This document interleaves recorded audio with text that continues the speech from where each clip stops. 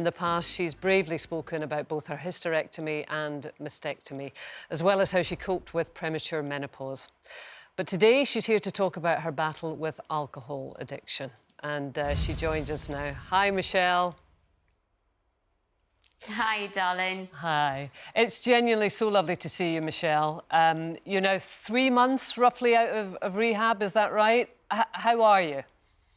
Yeah, I'm good, thank you, Kay. I'm almost approaching 100 days clean and sober. And, you know, just that intro in itself makes me well up, but now with joy instead of fear. I'm just delighted to be here with you guys and be able to speak properly. I want to ask you, Michelle, what happened in your life?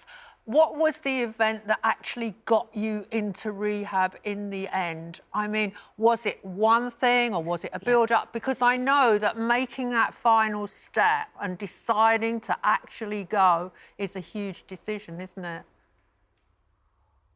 Yeah, absolutely, Janet. It's the first step and it's the hardest step to admit that you have a problem, to admit that you're powerless over drugs and alcohol. I mean, I could go on for hours, obviously, about my journey. I didn't have a specific event. You know, I hear stories when I was in rehab and on the meetings that I go to, and everyone's got a different story in the beginning and in the middle, but ultimately the end seems the same. You end up by yourself, you end up locked away, you lie, you manipulate situations. I became very, very, very ill. It was probably about a 5-year process. About 3 years ago, it's got a bit of a hold on me. I didn't want to admit it because I was happy in my addiction. It might sound really obscure to people out there, but if anybody knows anybody who's been in addiction or currently is, it's always very difficult to say I've got a problem because sometimes it is fun. And that's the reality of it. It was my friend. It was my friend in need. I turned to alcohol and any feeling, happiness, sadness, gratefulness, the sun shining, it's raining, a party, whatever it was, there was always an excuse. And then it got a hold of me really badly about 1.5 years ago. And at that stage, my husband and my friends around me staged an intervention to try and get me to go to rehab. And I knew I had a problem. They knew I had a problem, but my clever, warped mind kind of manipulated the situation out of it, and I convinced them that I could get better myself. I think at that time I thought I could, but I didn't.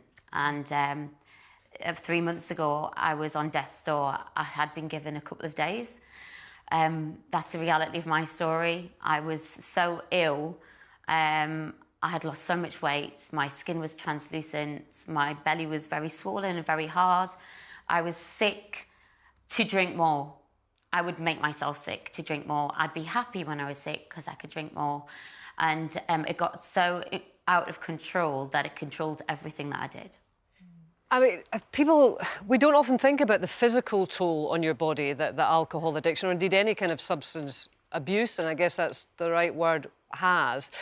I mean, and I don't want to dig over things, Michelle, but I know that you want to tell your story for other people. It's been a very challenging 18 months for lots of people who may be struggling. I mean, what was the extent of your addiction?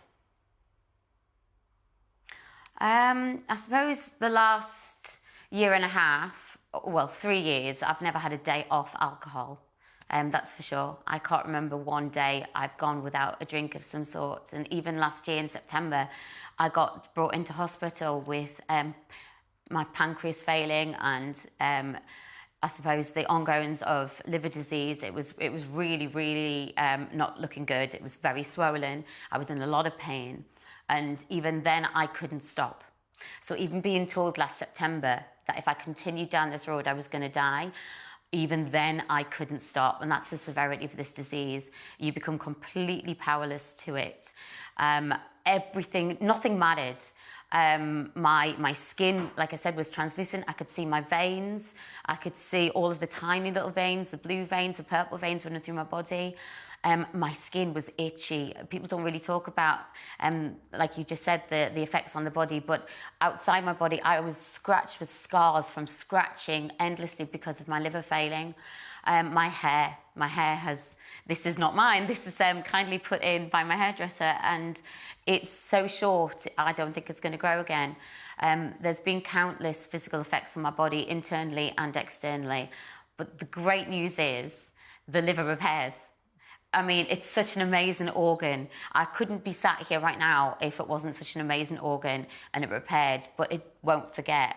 So I'm under no illusion that that one drink, if I ever went back to that, it would make me right back where I was, if not worse. And I'm sure it's put a strain on a lot of relationships in your life. How has your husband, Hugh, been? Has he been really supportive of you? Yeah, thank you, Frankie. Hi, babe. Oh, he's my rock. I mean, I've been on Loose Women countless times, and I've spoke about how amazing Hugh has been with me over the past with everything that I've gone through. And this is the ultimate challenge, right? Any partner who is witnessing their loved one suffering an addiction, but also they're suffering so much. People forget about that. People forget about the wives, the husbands, the mums, the dads, the kids that are seeing this alcoholic suffer. He's been through so much pain. And I tried to push him away countless times because I felt so guilty at what I was dragging him and the kids down. Obviously, I didn't want him to go, and thank God he stayed. But I just wanted him to leave because I knew I was on a path of destruction. I knew ultimately one day I was going to die, and I couldn't handle them seeing me like that. Now, he pushed back and stayed, thank God, because I don't know what I would do without him. Oh, Michelle, hi. You're saying that you feel like this is your second chance of life. I mean, what are you putting in place to help you to sustain that now? Well, every day I've got a programme. So when I went into the Priory, I had 28 days in the recovery centre, and it was like a university course all blended into 28 days. It was really hard hitting, really full on. It arms you with the tools and the knowledge about addiction, about where it originates from, how one can become an addict, and what to do to stop it happening again. And then when you're on the outside world, it's got to be my journey. I've got to fight for survival every single day. And by doing that, I do the programme, which means my meetings. I pray to my higher power, and this is not me preaching because I'm not a believer in God. I'm not a religious person, but you've got to think that there's something greater out there, otherwise I wouldn't be sat here now. I used to pray on, God, please let the off licence be open, or somebody pick up my call. So why can't I pray on it now and say thank you for today? I'm grateful. I'm grateful for the simple things. I'm grateful that I'm sat here sober.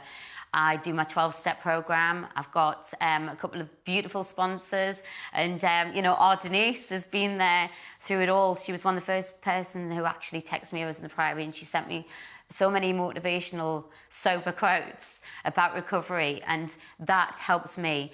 And I can also help the also now suffering alcoholic, hopefully by spreading this message, and that keeps me sober. That gives me strength as well. Yeah, I know Denise is sorry that she's not here today, but I also know that she's been in touch with you a lot as well. And you're getting back into work, Michelle? You're starting to pick things up with singing, yeah? Yeah, and the Liberty X Girls back on the road. We did 3 gigs last weekend, and I was on such a natural high. The reality is I've never done a gig sober, ever. You know, never, ever, ever. And I would never imagine I would ever be able to get on stage with that gusto that I thought alcohol brought to me.